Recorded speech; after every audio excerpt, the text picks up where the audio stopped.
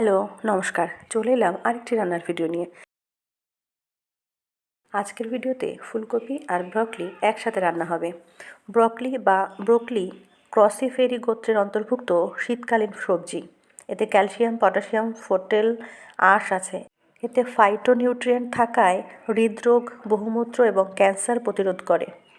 Broccoli জারণরোধী, antioxidant, vitamin A এবং C সরবরাহ করে কোষের ক্ষতিরোধ করে। লেবুর দ্বিগুণ ও আলুর 7 গুণ ভিটামিন সি ব্রকলিতে।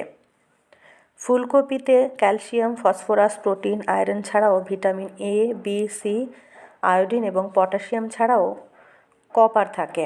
ফুলকপি যাদের ইউরিক অ্যাসিড আছে তাদের খাওয়া উচিত নয়। যাই হোক, শুরু করলাম রান্নাটা। প্রথমে ফুলকপি, ব্রকলি, আলু ভালো করে ভেজে নিলাম। ভাজার সময় নুন দিয়ে দিলাম। এবার কড়াইতে তেল দিয়ে ফোড়নে দিয়ে দেব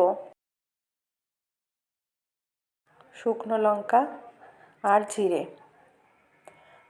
অন্যদিকে আমি মশলা রেডি করে রেখেছি। মশলায় দিয়েছি আদা, জিরে, টমেটো, কাঁচা লঙ্কা আর কাজু বাদাম। ভালো করে পেস্ট করে নিয়েছি। এবার ভালোভাবে মশলাটা দিয়ে কষিয়ে নেব।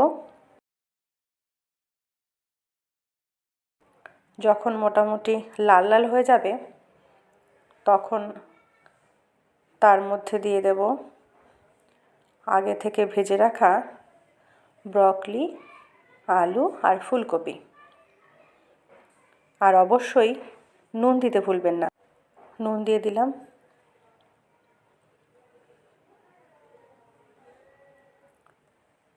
শীতকালে বিশেষ করে বিভিন্ন ধরনের সবজি পাওয়া যায় এবং প্রত্যেক সবজি নিজস্ব একটা গুণাগুণ আছে। দিয়ে দিলাম একটু হলুদ। হলুদটা একটু পরেই দিলাম, কারণ হলুদ আগে দিলে কড়াইতে লেগে যেত। এবার ভেজে রাখা ফুলকপি, ব্রকলি আর আলু দিয়ে দিলাম। ভালো করে মশলা দিয়ে কষিয়ে নেব। প্রত্যেক সবজিরই কিছু না কিছু গুণাগুণ আছে।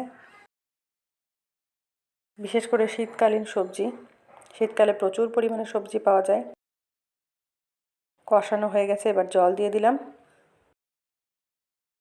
জল দেওয়ার পরে ভালো করে ফুটতে দিতে হবে। ফুটে গেলে আগে থেকে ভেজে রাখা মাছ দিয়ে দিতে হবে। দিয়ে দিলাম আগে থেকে ভেজে রাখা মাছ। খুব বেশি নাড়াচাড়া করা যাবে না, তাহলে ভেঙে যাবে মাছগুলো। অনেক সাবধানে মাছগুলো সবজির সাথে ভালোভাবে মিশিয়ে দিতে হবে। ভালোভাবে বেশ খানিকক্ষণ ফুটতে দিলাম। মোটামুটি রান্না শেষের পথে। এবার দিয়ে দেবো একটু চিনি, কারণ যে কোনো রান্নায় চিনি না দিলে ভালো টেস্ট হয় না। অল্প চিনি ছড়িয়ে দিলাম। রান্না শেষের পথে। কেমন লাগলো ভিডিওটি জানাতে ভুলবেন না। ভিডিওটি ভালো লাগলে একটি লাইক, কমেন্ট ও বন্ধুদের সাথে অবশ্যই শেয়ার করবেন। আর এরকম নিত্য নতুন ভিডিও দেখার জন্য অবশ্যই আমাকে ফলো করবেন। ধন্যবাদ সকলকে। যেভাবে সাথে আছেন সেইভাবেই সাথে থাকবেন। আমাকে অনুপ্রেরণা দেবেন নতুন নতুন ভিডিও তৈরির জন্য। ধন্যবাদ সকলকে। সবার দিন শুভ হোক।